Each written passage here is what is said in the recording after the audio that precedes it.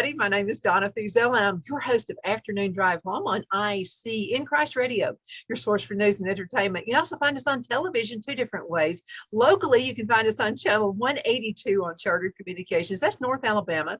Then you can also find us worldwide. That's Abundance TV, found on Roku, Apple TV, and Amazon Fire. Don't forget, you can also find us on the web, and you can download our apps also. They're free of charge. And it says go to the Apple Store, but you know what? It is free. So go ahead and download those. If you would like to hear your particular music, you can do that real easy too.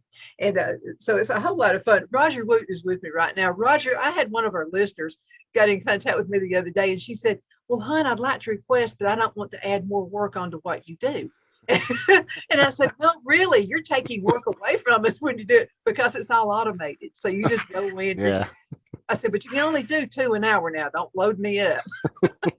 One less decision for you. There you go. I'm into that. Of course, I like what I do, so it's not really work to me. I have Roger Wooten with me. He is actually a instructor for the EMS program at my favorite college. Everybody knows about this, Northeast Alabama Community College, located kind of, you guys are kind of split. So you're in Jackson County and you're also in DeKalb County. Yeah, the college actually, to my understanding, splits the county lines. It sets right on the line. So not evenly, but it is the county line runs somewhere across this campus. Well, in DeKalb County, we say most of it's our way. And then Jackson County goes, no, it's us. But anyway, it's awesome. Yeah. You on the show today. Thank you so much for coming on and for everything you guys do at college. Well, thank you for the kind words. We just got word recently that we're one of the top community colleges in the nation still. We were happy to hear about that with retention and 4 other areas that I can't recall right now, but we're nationally recognized, and that's nice for those of you who are familiar with our campus in a rural area. You know, we're not metropolitan. We're not downtown somewhere. We're just out here on the highway.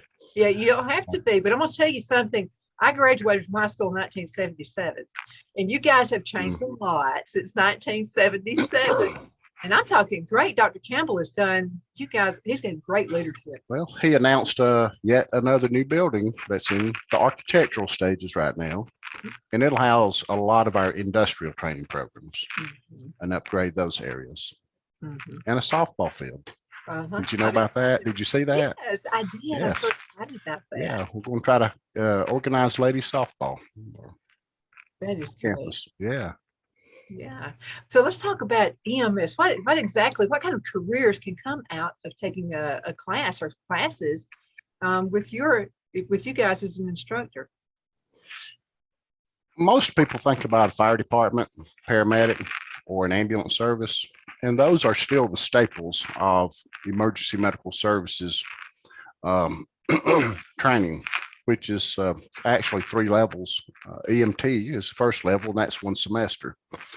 And some people will get that one and work in business or industry as a safety coordinator, for example, or part of the safety team in an industry. And then those who generally make a career on the ambulance or in a fire department with a helicopter, flight service, or so forth, will proceed on to the paramedic courses. The paramedic program is a 2-year program. And there's the ambulance, fire, flight, industrial safety. Some of my friends have worked on offshore oil rigs. Something like 2 weeks on and 2 weeks off. They fly back and forth to the oil rig with a helicopter. They'll take them out there, whatever. But it's really more varied. Some folks are working in hospitals, ERs, not in this area as much, but around the country. So well, it's not like when I started. Mostly the county was covered with volunteer rescue squads many years ago, and it seemed like every community in the county had one. But now it's, most of us are working or have worked for paid services now. So it's really progressed in the past several years since I started. Oh, yeah. which Tell us was, I about, started volunteering in 1986. So that's been a year or two. okay. Yeah, just a couple of years back. Yeah. So tell us about your background. You just mentioned a little bit about it, but what brought you to this point to be an instructor? I was fortunate, just blessed. I had been at the cab ambulance service, is the only ambulance service that I've worked at as a paid EMT and paramedic. I had been there about 10 years. And one of the mistakes that I made was I would take every extra shift I could get my hands on. Well, we worked 24-hour shifts. Oh my So I goodness. worked a lot of 48 hours straight and more than I should have 72 hours, 3 days. Um, I burned out. You must have lived on I'm, coffee. I did. That's where I learned to drink coffee, as a matter of fact. I sure did. And so I began to look at something outside of the EMS field because I worked in it too much. Several of my friends and fire department friends did something else, construction or lay flooring or the hosiery industry, something else if they wanted to supplement their regular salary. Well, I worked myself to death. And so I had an opportunity to come out here and teach part-time. At that time, Mike Kinnemer, I'm sure you know Mike. Yeah, everybody knows Mike. He was the program director for the EMS program here, the first full-time program director for this program. So I worked for him part-time for 1 or 2 semesters. And they decided that another full-time position should be opened up to help him grow the program. And I applied and was chosen, and here I am 27 years later. So I worked part-time at the ambulance service and full-time here for an additional 9 or 10 years, but it got to be more than I wanted to maintain. So I resigned from the ambulance service, and I've been just doing this now for the past 20 something years. That's awesome. You'll get a kick out of this. My husband often says I should be, based on how I drive, I should be an ambulance driver.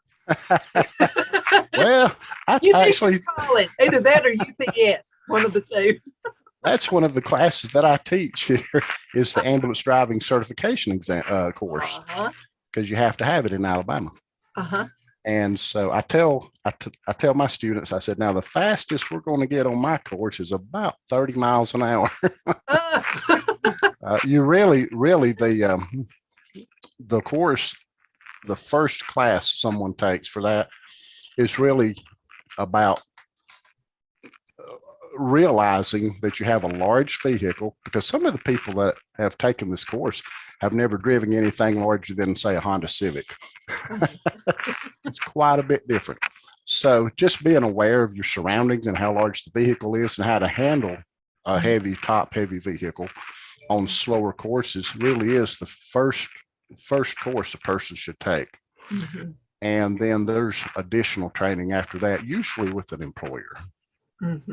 So it's not as scary. You just, our students have to learn to use the side mirrors and not a rear view mirror. And you can't turn around. There's nothing to see but the back of the ambulance. And so that's an exciting day when we all come together and actually get them in the ambulance. We have a training ambulance here on campus. That's a pretty eventful day. I bet it is.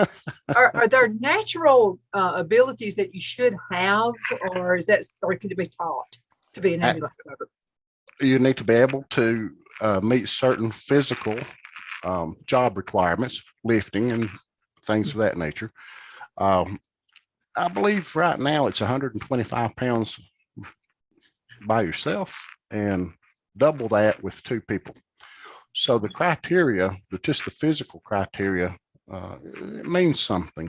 Of course, a high school GED, a GED or a high school diploma or equivalent, something like that. But just the physical ability and the cognizance to make decisions on our own, because there's no one out there that's tapping you on the shoulder saying, hey, I'm your supervisor. You do it this way and do it that way. So we help our students to realize you are the decision maker when you're on the scene under the direction of your medical control physician back at the emergency department. So not everybody, if I had to take 14 medications for ADHD, I might not be able to do that. I might be look like a spider trying to get out of I don't know. It's most people though that come into this profession that enroll here on campus, they already know something about it. It's not a total surprise to them. Matter of fact, in the 20-something years I've been here, I've only had one student on the first night of class orientation to open her textbook. And there's an atlas in the back of that textbook of injuries, actual photographs. And she almost got sick at her stomach and did not realize what being an EMT is. And she said, this is not for me. And I said, well, you know what? It's a good thing that you realize that now, because you can go and change your major. And she did, and studied something a little less, as she said, this is gruesome, I believe was her word. Anyway. That's true. It's nice to know that up front. Absolutely. So what would be a typical day of an employee? There is no say if that on an ambulance service, or fire department. A typical day would be non-typical, quite frankly. That was a crazy question for you. You really, most people's exposure to EMS who really don't know is learned on television. And well, that's not exactly the way it works in real life. Those programs choose the most exciting, the most adrenaline dropping parts of their reality shows to televise. You may set a day and run 2 or 3 calls that are not emergencies and be quite bored, have a lot of cleaning of the station and the ambulance and things like that to fill your time. And then there's days you can't keep up with it all, and they're emergency after emergency after emergency. And so there's a variety. The parts that I enjoyed about the profession when I was on the truck was not being indoors all day. Now, there were some bitter cold days, some scorching hot days that I would have liked to have not been there, but for the most part, you're still outdoors running a variety of calls. And some days you just wished you were somewhere else. Because I ran in a 24-hour shift, the most number of calls that my partner and I answered was 20. In 24 hours, we responded to 20. Oh my God. I think it was 21 calls. That's a busy day. Oh, that wore us slap out. And I'll never forget that day. It was a rough one, but most days are not like that. It's not that bad in this area, in our rural area, but it varies. It's not the same thing every day.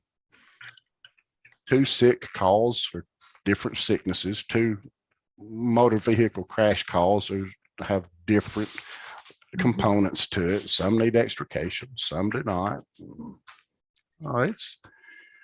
It's a variety. That's probably why I liked it. Probably depends on weather too, because we have icy.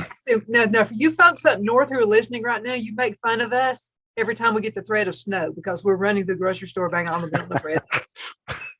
But now ours is different than yours. You have this really pretty fluffy snow. We get ice, which is totally different than what they get. So I would imagine, and some of our boys, want to run around and say, hey, y'all watch this and all that. And then they get into trouble, get into accidents. So I'm pretty sure they're busier on days like that. We have had some challenges, of course, because we are not prepared in the South to deal with that kind of weather on the long term. And when the roads are treated here, it's the major intersections and the major thoroughfares. The back roads, the little county roads, they don't get treated. But in 1993, where were you in 1993, the blizzard of 93? I was in Oxford, Alabama. Oh, well, you're We were included. very understanding. Yeah, we got a call. My partner and I got a call that morning. We had no idea anything had happened. I think we reported to duty on a Friday, and I think it was a Friday night that snow fell. We got a call before the end of our shift at 7 a.m. the next morning. It was daylight. We opened the garage doors. What in the world? And we could. Well, we had to. Ultimately, the National Guard and Humvees responded to a lot of the calls in the county because our ambulances were just not equipped. Mm-hmm. We were limited on what we could do. So that was a lot of improvisation that weekend to get people to the hospital. Uh-huh. Yeah, I always kind of thought about this, that it would be the one time if I were pregnant that I would go into labor on something like that, Oh, yeah. Day like that. Can't you wait? So, I mean, we just never know. And then tornadic, we have extremes here. And so it could be tornadic or, a lot of rain. Sometimes we'll just get not like Kentucky, but we get lots of rain here sometimes. When it happens, and that causes problems. And the humidity to go with it. Yeah. And, a lot of times people learn the hard way, heat exhaustion, heat stroke. Oh, yeah. Trying to get out and work the garden, for example. Mm-hmm. When it's maybe 95% humidity and 85 degrees out, that don't work very well. And so we don't see a lot of cold emergencies, but the folks up north, of course, do. And we don't see a lot of cold emergencies. We don't work a lot of cold emergencies.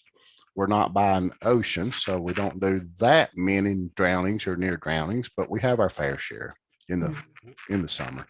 Yeah. So if we have Little River Canyon, we get to do some fall recovery. But you know what? That's probably Roger, folks who are not from here and they don't understand. We're going to blame it on folks who are not from here, and they don't judge it correctly like we do, because they're not aware of it. And I mean, you really can't get hurt. Let's talk to high school students right now who are thinking, what am I going to do? And you parents who are out there, you listen to it and have a long discussion with your kids. What would they need to really, really concentrate on as far as their field of study in high school to be ready for a class with you? At the the tech schools offer health programs, and I don't know what the whole entire criteria is for what's covered there, but it sure is a good start. Now, at Rainsville, I know there's a program, and in Marshall County there's a program where there are instructors there teaching emergency medical responder and components of firefighting and helping those students to become firefighters and EMTs right out the gate of high school. And they have some pretty awesome programs. But that's what I would concentrate on if I knew what I know now. Is take some of the health classes, learn the human body ahead of time. You don't have to learn it in great detail at microcellular level, just the basic function of the human body, the structure of the human body. That would be my advice to them in the high school arena. Mm-hmm. But one thing that youngsters and parents might think about is it only takes one semester to earn an EMT license. One semester. That's not like earning a bachelor's or a master's degree and then figure out I hate my job. So right. One semester invested, get your feet wet in the field, in the profession, and see if you like it with just one semester. Now that's not paramedic level. They won't get to do as much cool stuff as the paramedics, but they'll get in the field and work the schedule, mm-hmm. the seasons, the challenges. And if they don't like it, they've got one semester of a skill and knowledge they can use the rest of their lives. if their family or friends get hurt. And so it's kind of like a lifelong investment for those who want to see if they might like it and might enjoy it. It's still going to be something they can use for the rest of their lives. Oh, I think so. And then also, if they choose dual enrollment while they're in high school, and then go take that, get that certification as well. My goodness, you're way ahead of everybody else. Yeah, one of the things that I've recognized on some of the dual enrollment students is they've already completed all of their English and math and social sciences, things like, and they're ready to go right into whatever technical area of study it is that they want to learn. That's pretty awesome. But we hold our EMT classes on Thursday evenings from 6 until 10, and then all day on Saturday, because most people who are in the first level, EMT level, are not working at an ambulance service. They're working 5 days a week. And we have found that hosting that class on Saturdays has really given a lot of opportunity to people who otherwise would not have that opportunity. Right now, I have 13 students in the Saturday class, and building back up from COVID, we're happy with that. Yeah, I'd like to see about 18 in another semester or two, but it's a rebuilding process after the COVID. How much does the ability of adrenaline fit in to this job? The ability of what? Adrenaline. You have to learn to control it. We all burnout to not control it, couldn't it? Well, a constant without any rest or relaxation of the stresses of the job will cause burnout. And that is kind of a problem that we're facing now nationwide because of the COVID. So many people have left the profession. I'm happy, it makes me happy that there's some young people who are young enough and have the resilience to come in and fill some of those spots. But we're not filling them as fast as people have left the profession, but we'll recover. I'm sure that time will come to pass. What kind of money what kind of income do you generally start out as? And then what would it normally typically build up to? Build up to in this area, $18 to $20 an hour, I think right now is pretty typical. And that's happened in probably the past 5 years or so. We've seen a significant increase in wages / salaries. It depends on what position you hold, because nationwide we are struggling in this area, in this profession, to fill. The last time I looked at the projected growth nationally at the federal website, EMS was rated at an annual growth for the next, I don't remember if it's 5 years or 10 years, somewhere around 20 or 30%. And of course, one of those criteria was that those of us, my age, we're going to be retiring, and there's a lot of us. Well, what is that era we're in?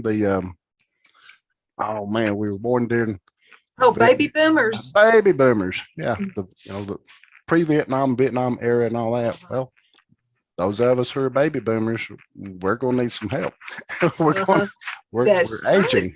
We're aging, and it's going to take some healthcare workers to take care of an aging Speak for yourself, generation. Roger. Oh, I am. I'm not implying anything.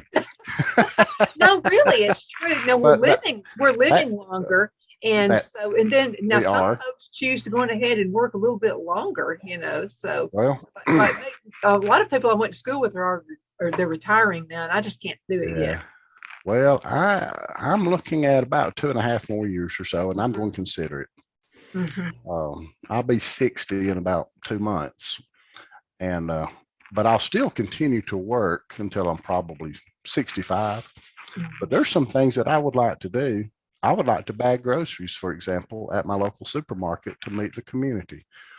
there's so many people in my community I don't know. And I thought, what could I do to really meet the people I live with and I don't know them? I thought, bagging groceries, that would 6 months, a year of doing that. Walmart greeter for me. Okay. And I've had people say, you're crazy. Go from what you're doing and what you've worked hard for and bag groceries. I said, well, yeah, if that's what I want to do, it makes me happy. I tell people I'm one of those. If my son wanted to collect trash, I'd say, well, son, that's not my career choice, but if it's what you do, be the best trash collector you can be. Be the best one ever.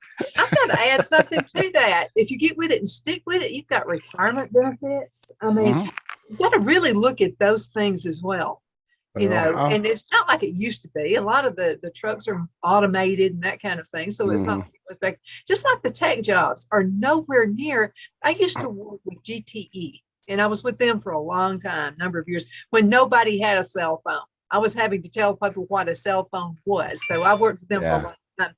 And so, but the thing about it is technology changes. Now I would go into, I had government and corporate accounts. So I would go into some of the manufacturing companies, and back in that day, I'm just telling you, Roger, there would be a big banner up at a manufacturing company that would say 5 days without an accident.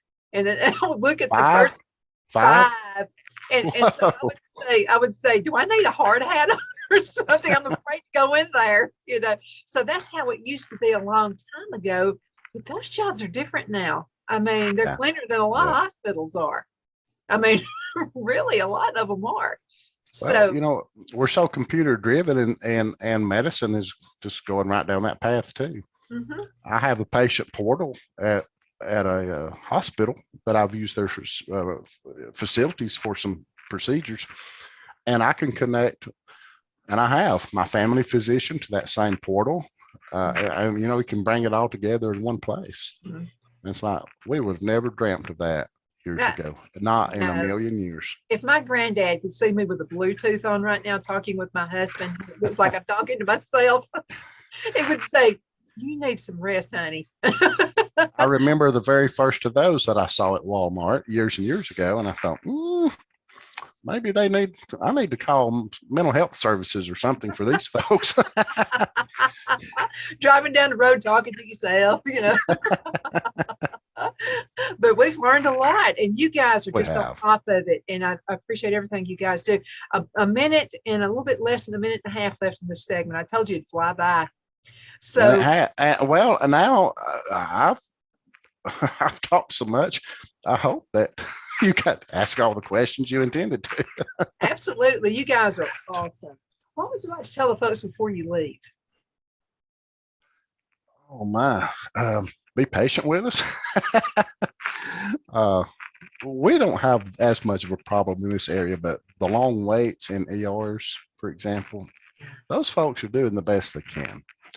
As far as here at the college, we have wonderful, wonderful advisors and counselors. And if you're undecided on a career path, just Miss Sherry Wooten. Do you know Miss Wooten? I sure do. Sherry Wooten. Yes, I do. She can help people decide what a good career path would be for anybody who's undecided. Absolutely. Roger, thank you so much for being on the show today. It's been awesome. Are you related to the Wootens who sing? Yeah, four note. Yeah, the four note, because my grandmother used to sing Sacred Heart. Sacred Heart. Yeah. Okay. Yeah, I'm from Ider. Of course you are. Yes. Okay. Roger, thank you for being on the show. And thank you guys. Thank you. You do. We love it. Appreciate it. Okay. Thank you. Folks, thank you so much for watching and listening.